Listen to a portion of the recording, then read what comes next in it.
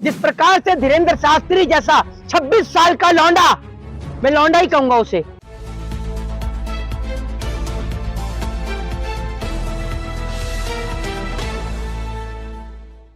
मोहित शर्मा, जिस तरह धीरेन्द्र शास्त्री द्वारा हिंदू राष्ट्र की मांग चल रही है, उसी तरह मुस्लिम जो बड़े नेता है जैसे तौकीर रजा, मौलाना तौकीर रजा ने भी मुस्लिम राष्ट्र की मांग की है, जिन्हें उस पे एफआईआर हो गया, लेकिन अभी तक धीरेन्द्र शास्त्री पे एफआईआर नहीं हुआ। किस तरह देख रहे हैं? देखिए, मैं आपको बता दूं कि भारतीय जनता पार्टी की मंशा स्पष्ट है।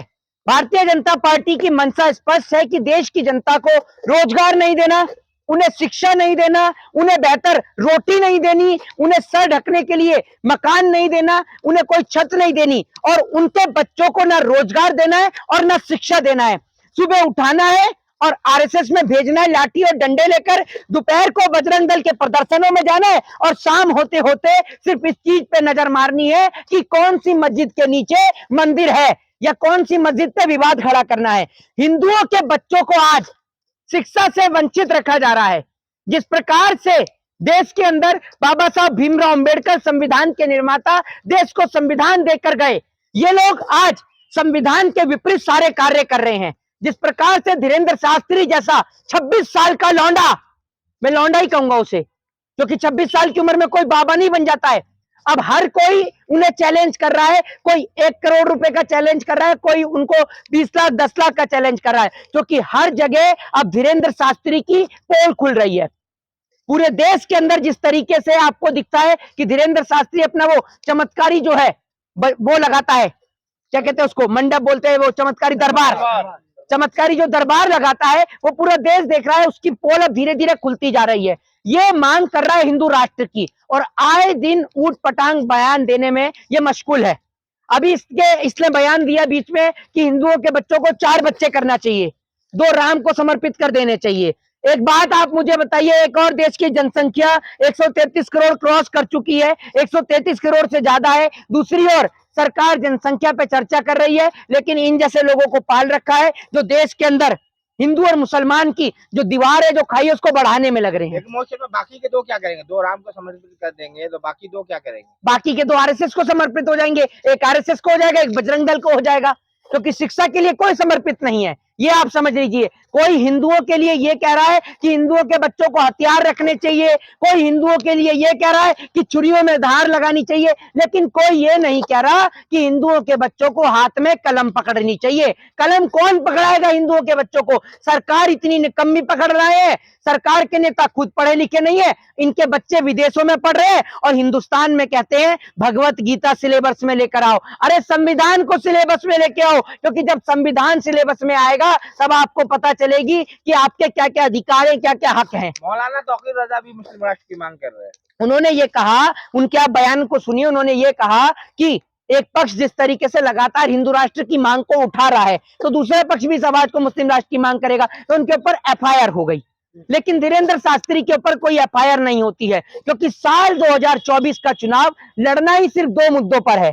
पहला राम मंदिर के उद्घाटन पर, और दूसरा हिंदू राष्ट्र को लेकर। साल 2024 का चुनाव करीब है। मोदी सरकार सिर्फ हिंदू और मुसलमान के नाम पर ही चुनाव लड़ेगी और किसी नाम पर चुनाव लड़ने को तैयार नहीं है।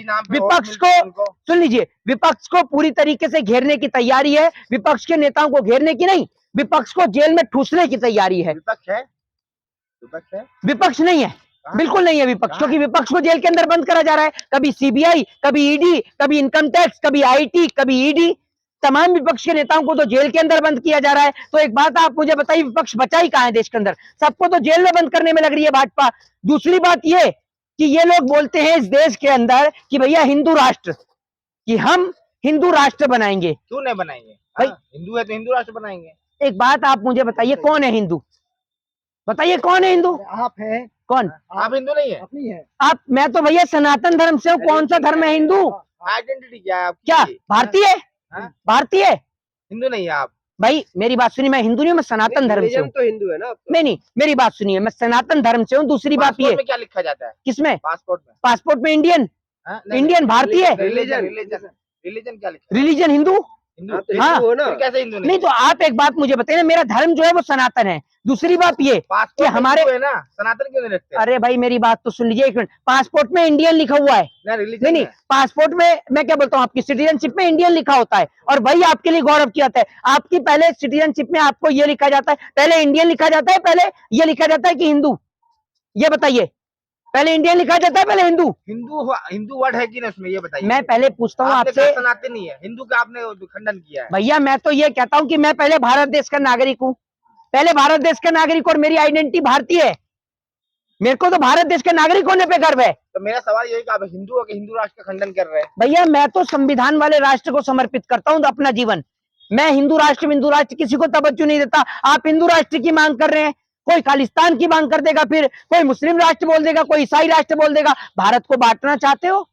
अरे आप जिस तरीके के ख्यालात के लोग हैं, जो हिंदुस्तान के टुकड़े, भारत के टुकड़े करने की सोच रहे हैं, आपकी ये मंशा कभी पूरी नहीं होगी। आप जो सोचते हैं कि भारत को विभाजित कर देंगे, तो ये ध्यान रखिएगा, जब बात हमारी मिट्टी की आएगी, जब बात हमारे मुल्क की आएगी, तो हम अपनी मिट्टी के लिए, अपने मुल्क के लिए अपनी जान दे भी सकते हैं, और हमारे देश के टुकड़े करने वालों की जान हम ले भी सकते हैं। बाबा सुन रहे होंगे। मैं वैसे सुनिए, मैं अहिंसा की बात नहीं कर, मैं हिंसा की बात नहीं करता हूं, अहिंसा की बात करता हूं। लेकिन अगर कोई हमारी मिट्टी की ओर आंख उठाकर देखेगा या हमारे देश को तोड़ने की बात करेगा, तो हम उसे हरगिज माफ नहीं आपकी करेंगे। वीडियो बाबा जी अगर देख लिए धीरेन्द्र शास्त्री तो भस्म कर देंगे। अरे सुनिए, ऐसे भस्म करने वाले बहुत देखे हैं। अगर वो भस्म करने वाला होता ना, तो अब तक कितने बलात्कारियों को भस्म कर चुका होता।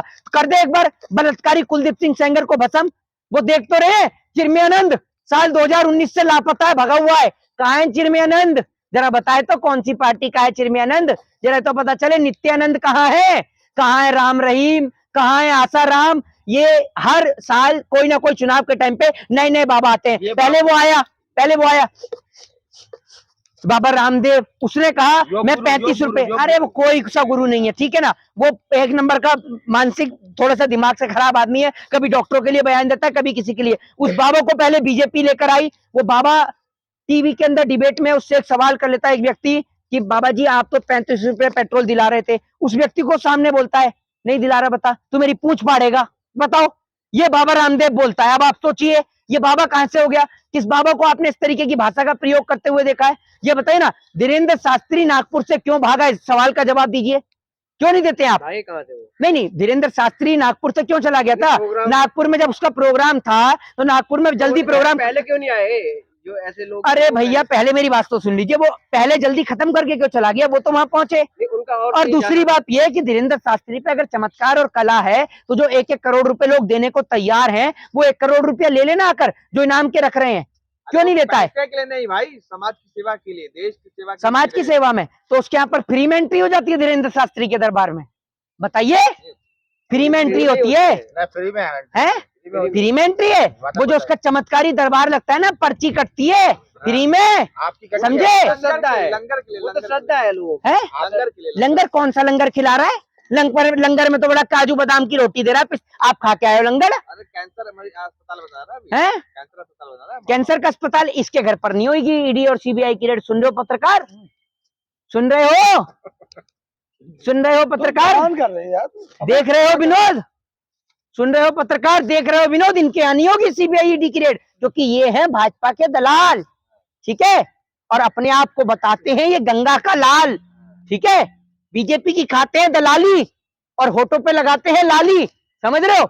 जनता का उतार रखा है इन्होंने कच्चा। उसके बाद मोदी जी कहते हैं देश में सब कुछ है अच्छा। अब आप बताइए कैसे अच्छा है भैया? कैसे अच्छा है देश में? ना आपका पर्ची निकल जाए। अरे मेरी पर्ची सुनिए, मेरी पर्ची निकालने वाला परमात्मा है, ठीक है। एकमात्र जिंदगी में मौत ही एक ऐसी चीज है जो आज तक किसी को धोखा नहीं दिया, ठीक है, और वो सबकी आनी है एक ना एक दिन। ये जो हिंदू राष्ट्र, मुस्लिम राष्ट्र, सिख राष्ट्र, ईसाई राष्ट्र को लेकर देश का तोड़ने का प्रयास कर रहे हो ना, ये मनसा आपकी हरगिज पूरी नहीं होगी। आप इस देश के कभी टुकड़े नहीं कर पाएंगे, क्योंकि जब तक हम जैसे लोग इस देश के अंदर जीवित है, हम जैसों से मतलब कि कई लाख, कई करोड़ लोग आज भी देश में ऐसे हैं जो बाबा साहब भीमराव अंबेडकर के संविधान से प्रेम करते हैं, और वो इस देश को टूटने नहीं देंगे हिंदू राष्ट्र के नाम पर। अच्छा मोहित शर्मा, धीरेन्द्र शास्त्री अगर हिंदू राष्ट्र बनाने में कामयाब हो जाते हैं तो कहाँ मुंह छुपाते फिरेंगे आप? धीरेन्द्र शास्त्री गवर्नर है या प्रधानमंत्री है? ये बताइए ना। अबे भैया, धीरेन्द्र शास्त्री जैसा बाबा हर चौक चौराहे पे बैठा है, ठीक है। अब एक बात आप मुझे बताइए, कल को तो धीरेन्द्र शास्त्री ये कह दे आपने, अब सुनिए, धीरेन्द्र शास्त्री के पास तो कोई कला नहीं है। मैं आपको एक जादूगर का नाम बताता हूँ जिनका नाम था पीसी सरकार, नाम सुना होगा आपने, ठीक है ना? आपको पता होगा, उन्होंने कुछ मिनट, कुछ सेकंडों के लिए ताजमहल तक को गायब कर दिया था। उनके बेटे ने, पता है आपको ये बात है? धीरेन्द्र शास्त्री पे तो कुछ कला नहीं होगी, धीरेन्द्र शास्त्री करके दिखा दे ताजमहल गायब, दिखाइए ना भाई साहब। इसको सब मैजिशियन होते हैं सब लोग, ठीक है? और आप लोग हैं अनपढ़, जाहिल और गवार, इसीलिए आप लोग इनके चमत्कारी दरबार की बात में आ जाते हैं। जब वो बंदा ताजमहल गायब कर सकता है, क्योंकि दिस इज अ आर्ट, वो एक कला है, मैजिक एक मैजिशियन एक कला है। मुगलों के पीछे पड़ गए, ताजमहल को गायब करवाना चाहते हैं। अरे भैया फिर वही बात, आप मुगलों की बात करो, उन्होंने तो कितनी चीजों को गायब करके दिखाया है। आप पीसी सरकार के मैजिक के शो तो देखिए, कितने शो उन्होंने देश के अंदर करे हैं। वो भारत के जिस हिस्से में रहते थे, आज वो बांग्लादेश के अंदर है, ठीक है? तो ये सब चीजें आर्ट होती हैं। आप अंधविश्वास में भरोसा मत करिए, आप मेहनत करिए, कर्म करिए। जय हिंद, जय भारत, वंदे मातरम।